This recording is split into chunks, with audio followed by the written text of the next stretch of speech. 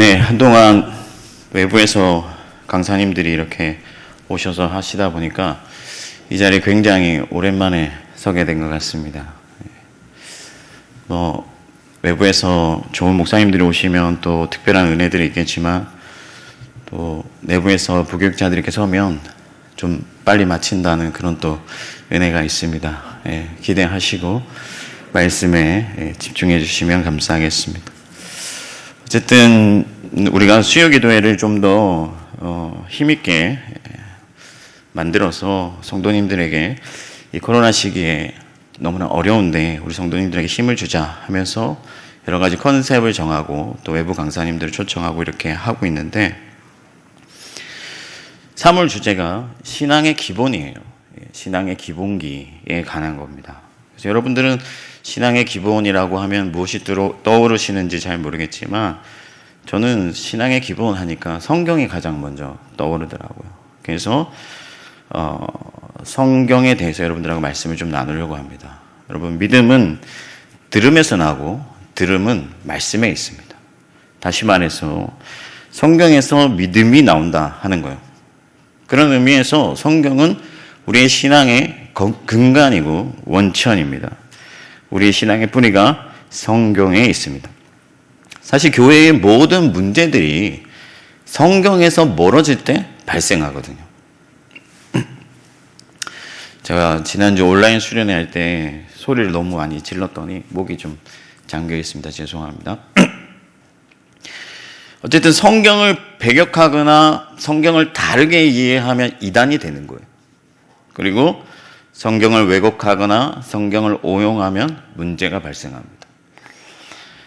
교회가 성경을 제대로 바르게 이해하지 못할 때 길을 잃고 타락하고 힘이 없어 선한 영향력을 잃어버리게 됩니다.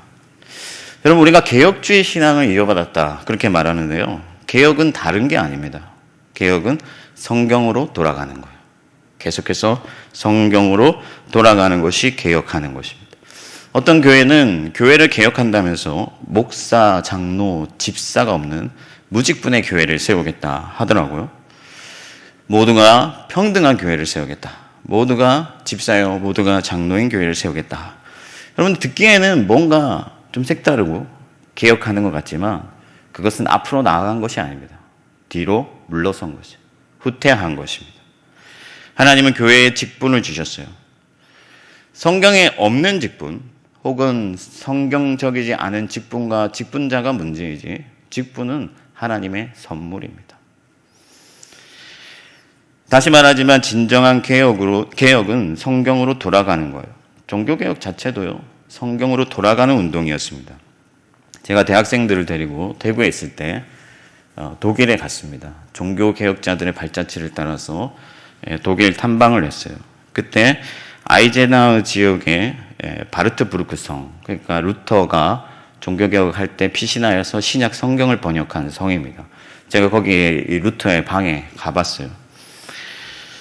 여러분, 존 후스라든지 루터 이전에도 종교개혁자들이 많이 있었습니다. 그러나 그들의 종교개혁은 실패했고 루터가 종교개혁을 성공하게 되는데 이 루터가 종교개혁을 성공할 수 있었던 이유가 바로 그 바르트부르크 성에 있어요. 그게 뭐냐면은 신약 성경을 거기서 번역한 거예요. 그러니까 성경을 번역하고 그 성경이 민중에 뿌려졌을 때, 그 성경에서 성도들이 올바른 길을 찾아 나아갔을 때 종교개혁이 일어나게 된 거예요. 여러분, 종교개혁 선배들은 이 사실을 너무나도 잘 알고 있었습니다. 그래서 선배들이 제시한 과제, 그러니까 교회의 미션이 무엇이냐, 항상 개혁되어야 한다는 거예요. 개혁주의 교회는 항상 개혁되어야 된다.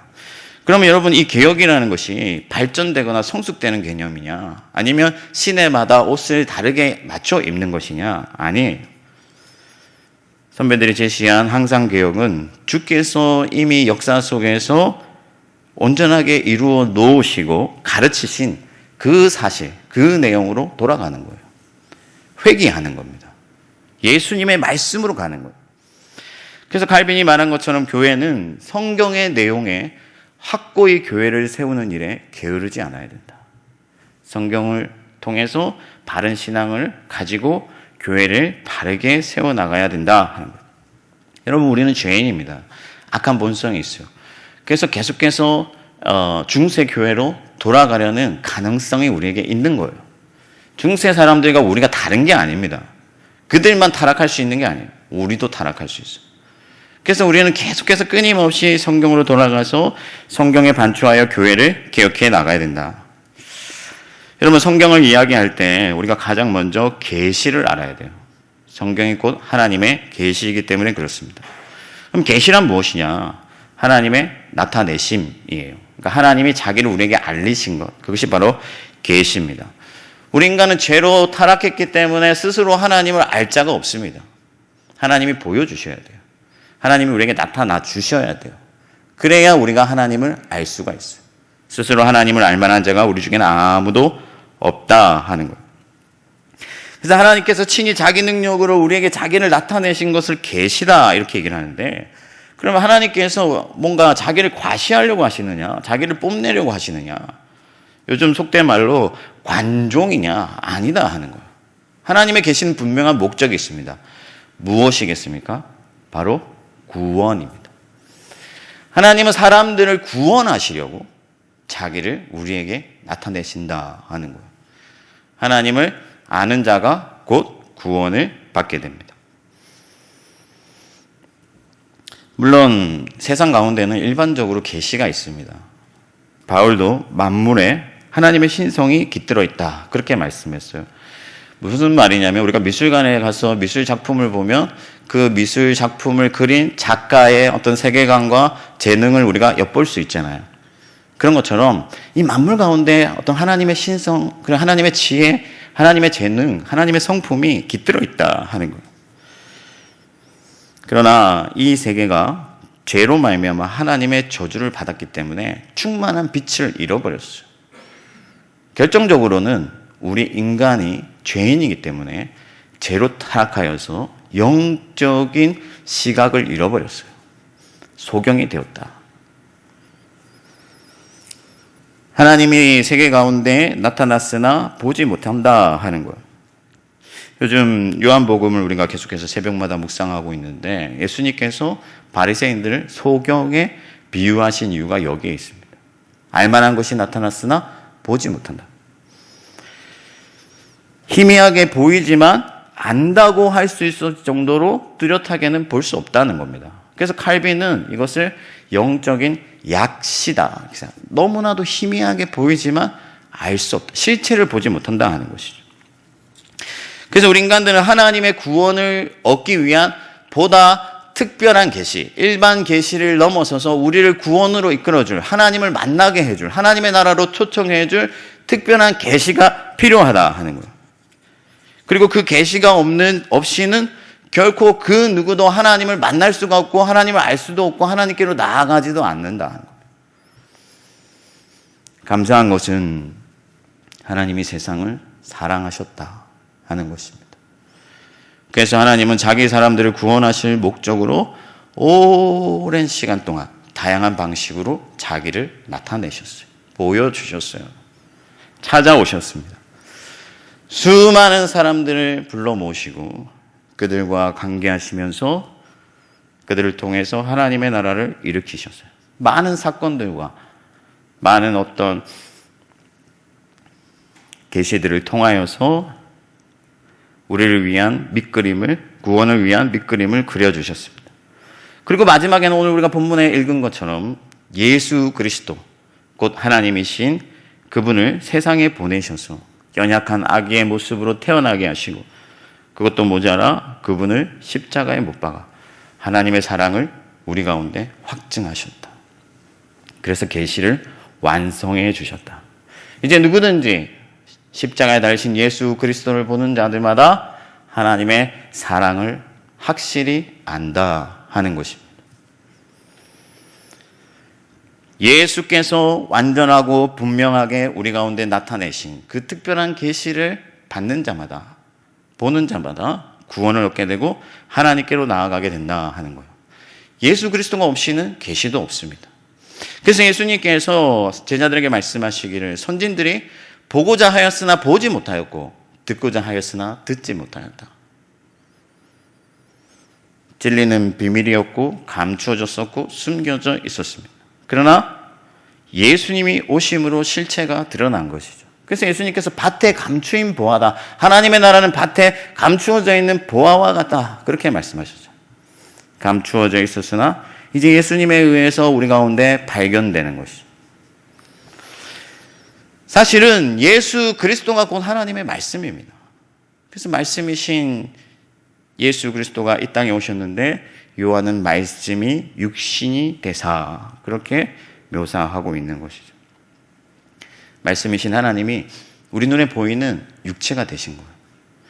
여러분, 이것이 보통으로 된 일이 아닙니다.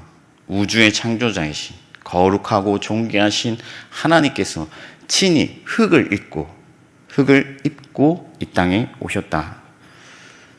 그렇게 놀랍고 위대한 사건을 통하여 이 땅에 오시고 나타내신 그 예수 그리스도의 계시가 우리들의 언어로 기록되어서 이 땅에 하나님 나라 백성들을 불러 모으고 그들을 보존하고 그들에게 하나님의 나라를 전수하기 위하여서 기록되었는데, 인간들의 언어로 기록되었는데 그것이 무엇이냐? 바로 성경이다.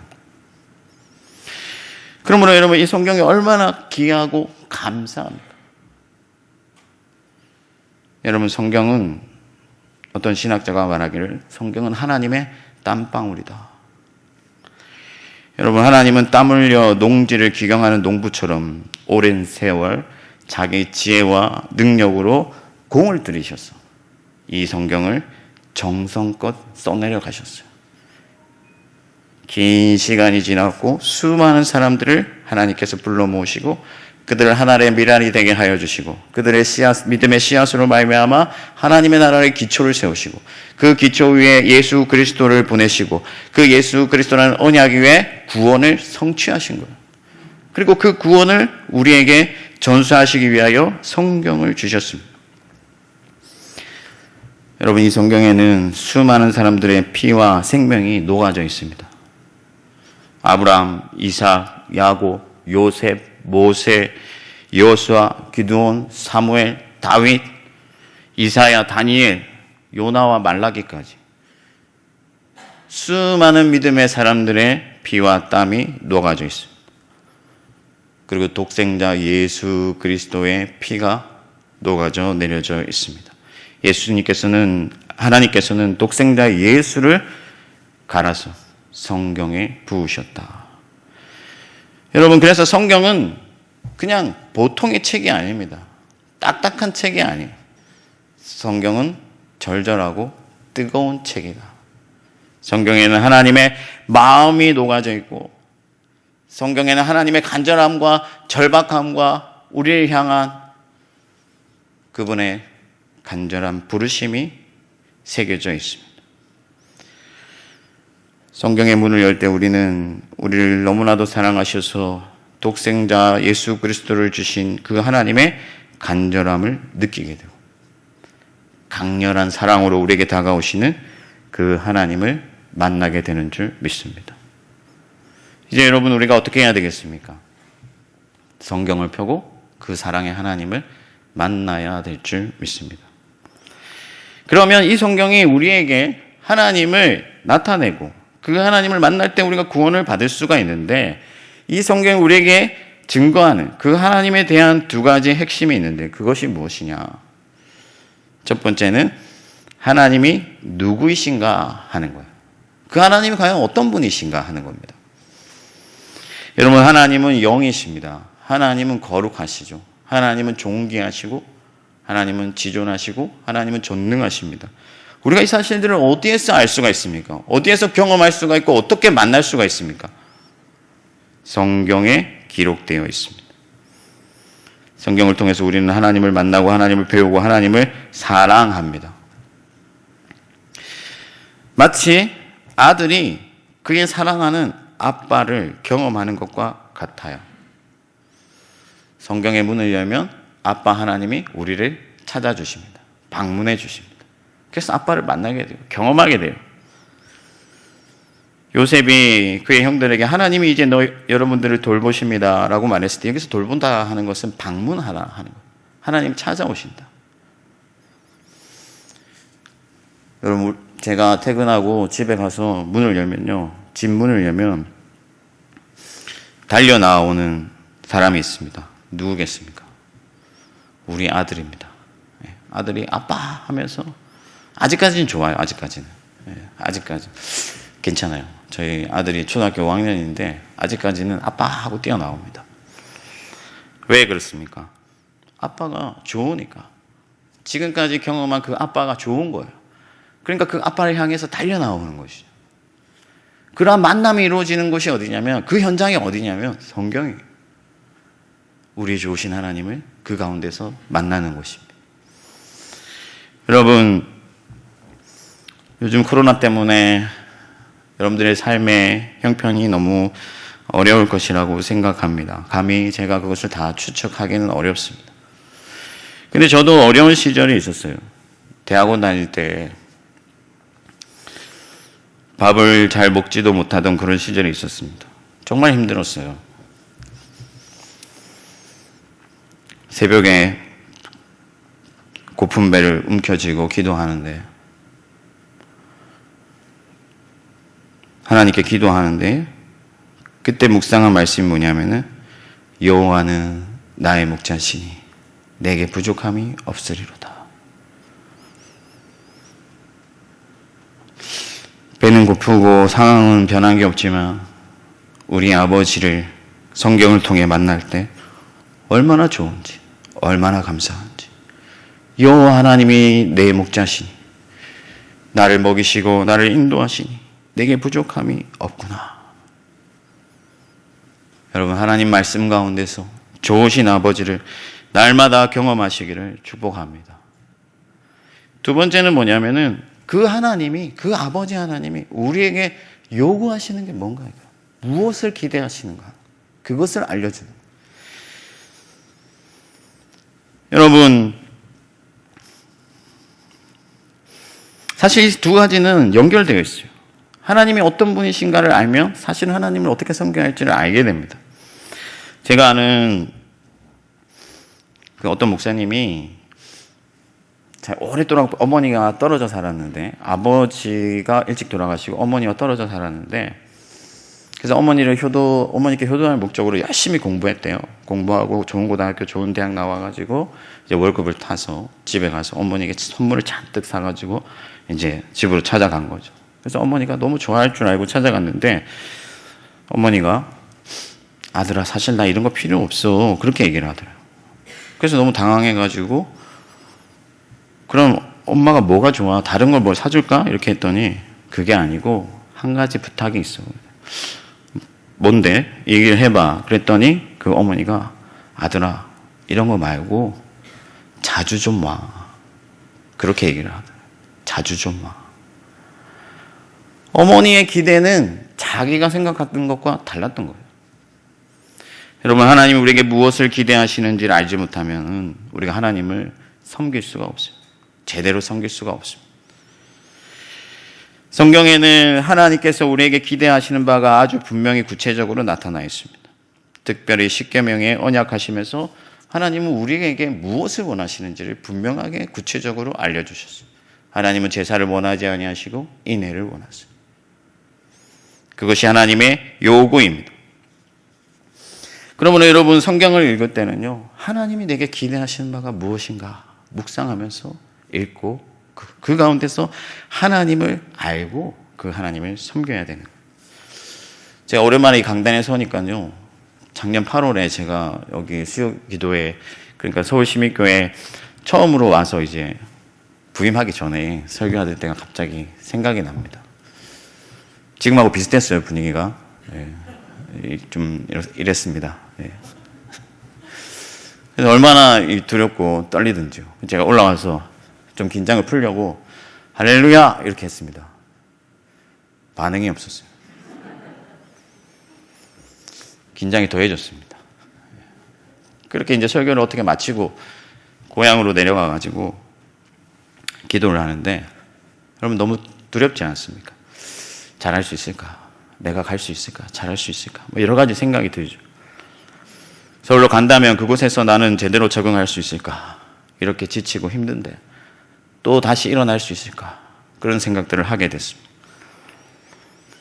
그때 아침에 말씀을 읽는데 여호수아 말씀을 읽었어요. 두려워하지 마라. 마음을 강하게 하고 담대하라. 내가 내게 명한 것이 아니야. 내가 너로 하여금 그 땅을 차지하게 하리라. 모세에게 행했던 것 같이 전과 같이 내가 너에게도 행하리라. 그 말씀을 읽는데 하나님은 내가 두려워하지 않기를 원하시는구나. 하나님은 내가 나약해지기를 원하지 않으시는구나. 내가 하나님을 믿고 담대히 나아가야 되겠다. 그렇게 결단하고 나오게 되는 거예요. 여러분, 성경을 읽는다는 것은, 묵상한다는 것은 하나님과의 사귐입니다. 불경을 읽는 것처럼 다독하여서 득도하는 게 아니에요. 내공을 쌓는 게 아닙니다. 하나님과 교통하는 거예요. 이것이 사실 구원입니다. 하나님 아버지를 알고 그분이 너무 좋아서 감사하고 기뻐하고 달려나아가고, 그래서 그분의 말씀에 순종하고, 아들이 아빠를 좋아하고 아빠의 말에 순종하고, 그래서 그 아빠가 아들을 기뻐하고 영광을 받는 것 같이 성경을 통해서 하나님을 영화롭게 하고 즐거워할 수가 있는 거예요. 여러분, 우리가 돈을 많이 번다고 해서 하나님이 영광 받으시겠습니까? 지금 그 삼성의 재벌 회장이 감옥에 들어가 있는데 하나님께서 마음만 먹으면 그를 돌이키세요. 회심시킵니다. 그럼 우리 모두가 일평생 드리는 돈보다 그 한 사람이 더 많이 드릴 수 있어요. 여러분, 하나님은 우리가 돈 많이 벌거나 좋은 직장 얻거나 높은 자리에 올라가거나 그래서 영광을 받으시는 게 아니에요. 하나님이 영광을 받으시는 순간이 언제냐면요, 제가 퇴근하고 문을 열 때입니다. 우리 아들이 아빠 하면서 달려 나올 때, 나를 너무 좋아하고 그래서 내게 안기고, 그때 제가 존귀함을 받는 거예요. 하나님은 여러분들을 그렇게 사랑하시고 그렇게 기다리세요. 저희 아들이 언젠가 받아쓰기를요, 초등학교 2학년인데 10점 만점에 2점 받아온 거예요. 2점. 충격을 받았죠. 난 아무리 그래도 2점은 받은 적 없는 것 같은데 엄마 머리 닮았나? 막 이러면서. 근데 충격을 받았어요. 그래서 제가 아들한테 물었습니다. 아들아, 아무리 그래도 2점이 뭐냐? 이제 저희 아들이 그런 거예요. 아빠, 이거 다 맞아도 10점이야. 그렇게 얘기해요. 근데 제가 완전히 깨달음이 왔어요. 이야, 이거 다 맞아도 10점인데 내가 우리 아들한테 2점 때문에 내가 실망하네. 그러면서 그 아들을 안아주고 서로 좋다고 막 웃고, 그래, 2점 받아도 난 내가 좋다. 이게 우리 아버지와 아들의 관계다 하는 거예요. 여러분, 말씀을 통해서 하나님을 만나시기를 축복합니다.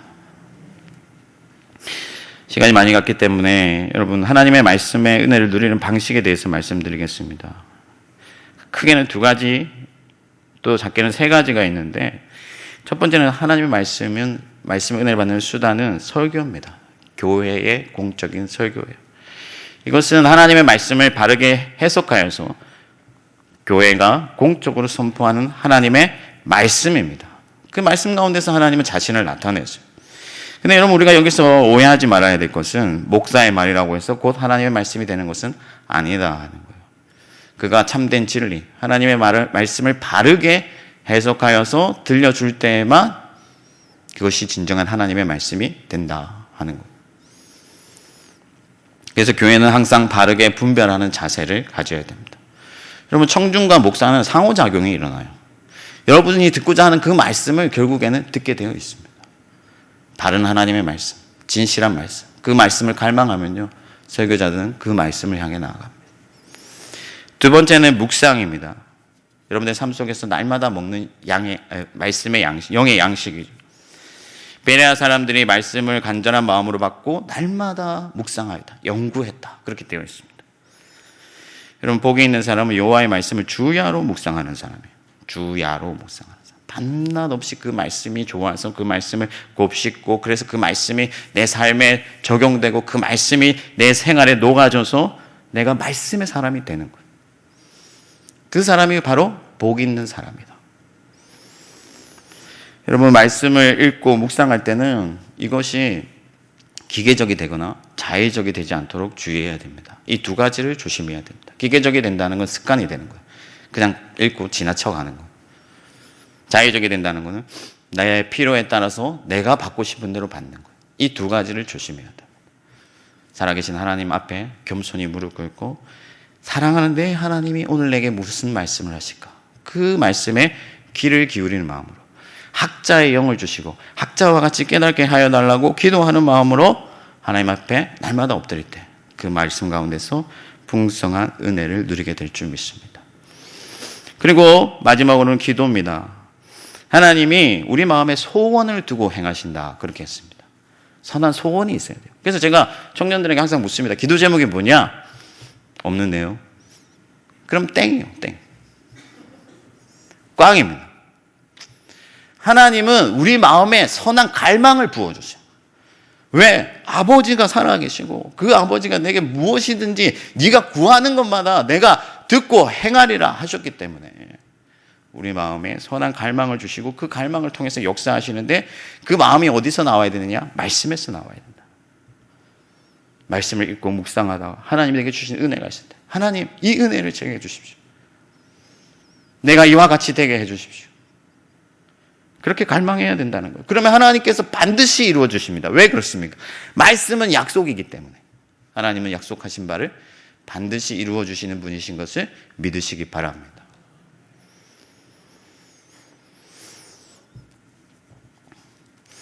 하고 싶은 말이 많지만 제가 빨리 마친다고 했기 때문에 말씀을 들을 때 얻게 되는 중요한 은혜 3가지만 얘기하고 마치겠습니다. 첫 번째는 하나님에 대한 믿음입니다. 믿음. 여러분, 믿음 없이는 구원을 얻을 수 없어요. 믿음 없이는 하나님께 나아갈 수도 없고 믿음 없이는 어떤 것도 얻지 못합니다.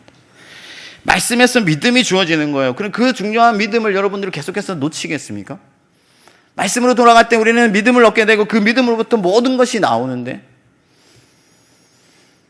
여러분, 여기서 중요한 것은 믿음을 믿음에서 믿음으로 나아간다는 거예요. 무슨 말입니까? 확신을 가지게 된다는 거예요. 그리고 이 확신이 하늘의 평안과 기쁨과 안식을 우리 마음 가운데 가져다 줍니다. 하나님의 나라를 우리 가운데 부어줘요. 이 확신이 없으면 여러분 이 아무것도 보이지 아니하는 이 세상 가운데 이리저리 방황할 수밖에 없습니다. 흔들리고 자주 넘어지고 실패합니다. 믿음이 믿음을 낳고 믿음이 믿음을 낳아 우리 가운데 확신이 생길 때 그 확신이 하나님 나라의 기쁨과 평안을 우리에게 가져다 준다. 두 번째 유익은 뭐냐면 은혜가 증가하는 겁니다. 은혜가 자라는 겁니다. 하나님이 우리와 함께 하시니까 하나님이 돌보시는 생활로 들어가는 거예요. 여러분들 크고 작은 모든 기도의 제목들을 하나님 들으시고 여러분들에게 주십니다. 채워주세요. 뿐만 아니라 여러분들의 인격을 변화시키고 성령의 열매를 맺게 하십니다. 하나님 나라의 상급을 쌓게 하십니다. 이 모든 것들이 어디서 나오느냐? 말씀에서 나온다 하는 거예요. 마지막 3번째 유익은 끝까지 견디는 것입니다. 여러분, 광풍이 붑니다. 큰 물결이 여러분들의 인생을 뒤흔드는 거예요. 우리가 어떻게 하나님 나라가 오기까지 끝까지 버틸 수 있습니까?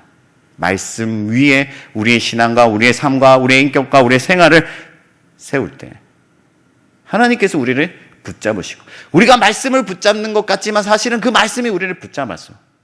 결코 흔들리지 아니하게 하시고 마침내 무사히 하나님 나라에 들어가게 하여 주실 줄 믿습니다.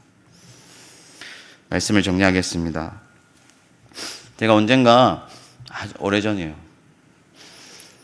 구역 모임에 갔는데 이제 말씀을 전하러 구역 모임에 갔는데 그 집사님 손주가 아이죠. 그 할머니가 펴놓은 성경책을 막 밟고 막 장난을 계속 치는 거예요. 여러분, 저는 전통적인 고신 집안에서 자랐습니다. 너무 불편한 거예요, 마음이. 저희 아버지가 어릴 때 제가 성경을 한번 이렇게 거꾸로 꽂아 놓은 적이 있었거든요. 근데 저희 아버지가 그 책상 위에 책들을 쭉 보시더니 모든 책이 바르게 꽂혀 있는데 성경만 거꾸로 꽂혀 있는 걸 보니 하나님을 대한 너의 마음을 내가 알 것 같다. 넌 오늘 좀 맞자. 이렇게 하시는. 그 정도 집안의 분위기에서 자랐습니다. 근데 아이가 성경을 밟고 막 뛰어노니까 제가 얼마나 마음이 불편하겠어요. 그래서 제가 제 친한 동기 목사에게 전화를 했습니다. 야야, 여차에서 이렇게 참 마음이 불편하더라. 그랬더니 그 친구가 제게 그래요. 형님, 그래도 그 아이는 말씀 위에 뛰어노네요.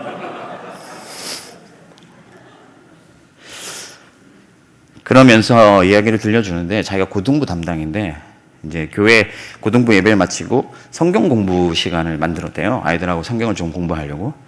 그랬는데 자기 교회 어떤 안수 집사님이, 아들이 이제 고등부인데 전화가 와가지고, 아니 학교 공부도 따라가기 바쁘고 힘들어 죽겠는데 무슨 교회에서까지 공부를 시키냐, 성경 공부가 웬 말이냐, 그냥 우리 아이는 집에 보내다 다 오고, 이렇게 부탁을 했다는 거예요. 그래서 자기가 마음이 상해가지고, 형님, 그 아이는 그래도 말씀 위에서 뛰어놉니다. 여기가 한국교회의 현실입니다. 여러분, 이렇게 해서는 교회에 미래가 없어요. 여러분, 성경은 그렇게 취급할 수 있는 책이 아닙니다. 성경은, 여러분, 물론 글로 쓰여 있는 이 성경책은 아무것도 아닙니다. 중요한 것은 하나님의 말씀입니다. 성경은 생명의 책이에요. 성경이 없으면 구원도 없습니다.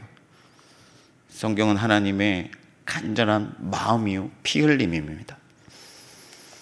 여러분, 하나님은 너무나도 간절하고 절박하게 이 성경을 우리에게 전수해 주셨어요.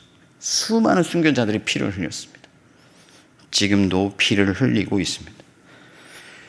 그렇게까지 하나님이 왜 이렇게 성경을 우리에게 주시고자 하시느냐? 성경 없이는 구원이 없기 때문이다. 그러므로 여러분, 우리의 신앙을 말씀 위에 굳게 세우기를 바랍니다. 그리고 이 땅의 참된 교회와 하나님의 나라를 말씀을 통해 건설해 나가고 하나님을 참되게 예배하는 저와 여러분들이 될 수 있기를 주님의 이름으로 축원합니다. 함께